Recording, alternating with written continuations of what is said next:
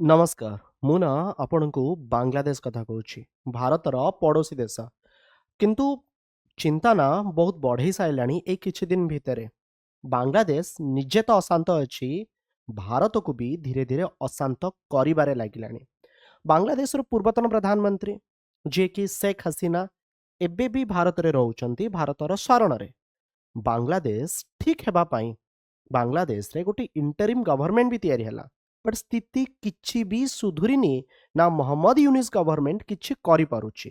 ଆ ଭିତରେ ଯେଉଁ ହିନ୍ଦୁମାନେ ବାଂଲାଦେଶରେ ରହୁଛନ୍ତି ସେମାନେ ନିଜକୁ ଅସୁରକ୍ଷିତ ମନେ କରୁଛନ୍ତି। ହିନ୍ଦୁମାନଙ୍କ ଉପରେ ଟାଇମ୍ ଟୁ ଟାଇମ୍ ଆକ୍ରମଣ ଫ୍ରେଣ୍ଡସ୍ ହେଇ ଚାଲିଛି। ଯେତେବେଳେ କି ସେମାନେ ହିନ୍ଦୁମାନଙ୍କ ଉପରେ ଆକ୍ରମଣ କରୁଛନ୍ତି, ଆଉ ସେଠାରେ ସେମାନଙ୍କର ନିଜସ୍ୱ ସମସ୍ୟା ନେଇକି ସେଠି ବହୁତ ବଡ଼ ବିକ୍ଷୋଭ ବା ଆନ୍ଦୋଳନ ଚାଲିଛି। ଭାରତ ଏ ସବୁକୁ ନା ବହୁତ ହି କ୍ଲୋଜଲି ମନିଟର କରୁଛି, ଆଉ କ'ଣ କରାଯାଇପାରିବ ଭାରତ ତାକୁ ଦେଖୁଛି।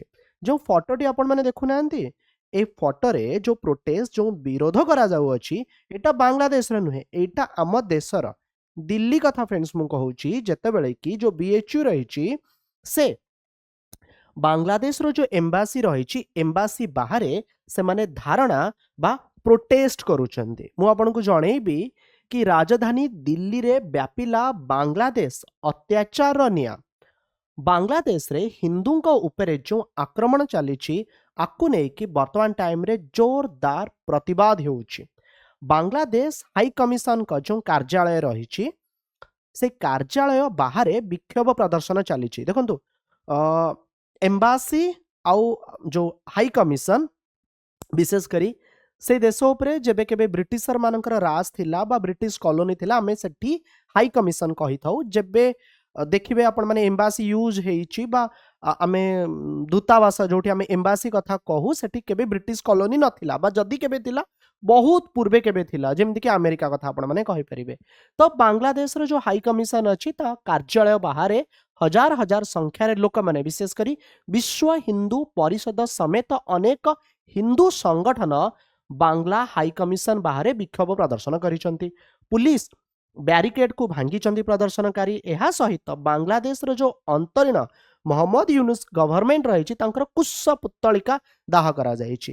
ଘଟଣା ହେଉଛି ଏଇ କିଛି ଦିନ ତଳେ, ଯେତେବେଳେ କି ବାଂଲାଦେଶରେ ଦୀପୁ ଚନ୍ଦ୍ର ଦାସଙ୍କ ନିର୍ମମ ଭାବେ ହତ୍ୟା କରାଯାଇଥିଲା। ମୁଁ ଦୀପୁ ଚନ୍ଦ୍ର ଦାସଙ୍କ ବିଷୟରେ ଆପଣଙ୍କୁ ଅଲରେଡି ଜଣେଇଥିଲି, ଜଣେଇବି ମଧ୍ୟ। ଆ ଭିତରେ ପୁଲିସ ଲାଠିଚାର୍ଜ କରିଛି, ଆଉ କିଛି ବିକ୍ଷୋଭକାରୀଙ୍କୁ ଦିଲ୍ଲୀ ପୁଲିସ କୁଆଡ଼େ ଉଠେଇ ନେଇଛି।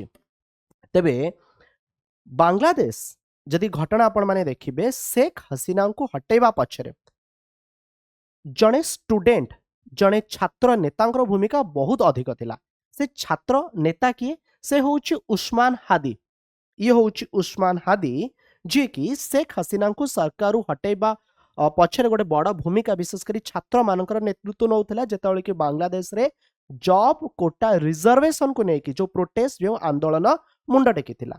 ଯେତେବେଳେ ବାଂଲାଦେଶରେ ନେକ୍ସଟ ଇଲେକ୍ସନ ପୋଲ୍ ଘୋଷଣା କରାଗଲା, ଯେମିତିକି ଫେବୃଆରୀ 2026ରେ ହେବ ବୋଲି କୁହାଗଲା, ଏହି ସମୟରେ ଉସ୍ମାନ ହାଦି, ଯିଏକି ନେକ୍ସଟ ଇଲେକ୍ସନ ଲଢ଼ିବ ବୋଲି ତାର ପ୍ରିପାରେସନ ଚଲେଇଥିଲା। ବିଜୟନଗର ଗୋଟେ ଏରିଆ ଅଛି ବାଂଲାଦେଶରେ, ଆଉ ଇଏ ସେଇ ଉସ୍ମାନ ହାଦି ଯିଏକି ମାନେ ଯେଉଁ କୁହନ୍ତିନି ଭୁଲ ମାନଚିତ୍ର ଦର୍ଶାଉଥିଲା ବାଂଲାଦେଶ କିଛି ଏଇଭଳିଆ, ଯେଉଁଥିରେ ଭାରତର ଯେଉଁ ନର୍ଥ ଇଷ୍ଟ, ଉତ୍ତର ପୂର୍ବାଞ୍ଚଳ ରହିଛି, ତାକୁ ବି ସେ ବାଂଲାଦେଶର ବୋଲି କହୁଥିଲା। ଉସ୍ମାନ ହାଦି କୁ କିଏ ମାରିଦେଲା, କିଏ ମାରିଦେଲା ଜଣା ନାହିଁ। କେହି ଜଣେ ଦୁର୍ବୃତ୍ତ ତାକୁ ଗୁଳି କରି ମାରିଦେଇଛି। ଆଉ ଏ ନିଆଁ କୁହୁଳୁଥିବା ବେଳେ, ଯେତେବେଳେ ବାଂଲାଦେଶରେ ଭଙ୍ଗାରୁଜା, ପୋଡ଼ାଜଳା ଏଇ ସ୍ଥିତି ଚାଲିଥିଲା, ଏହି ସମୟରେ ବାଂଲାଦେଶର ଏକ ଫ୍ୟାକ୍ଟ୍ରିରେ କାମ କରୁଥିଲା 27 ବର୍ଷୀୟ ଦୀପୁ ଚନ୍ଦ୍ର ଦାସ। ତେବେ ଦୀପୁ ଧର୍ମୀୟ ଭାବନାକୁ ଅପମାନ କରିଥିବା ଗୋଟେ ମିଛ ଆରୋପ ଲଗେଇକି ପାଟିତୁଣ୍ଡ ହୋଇଥିଲା।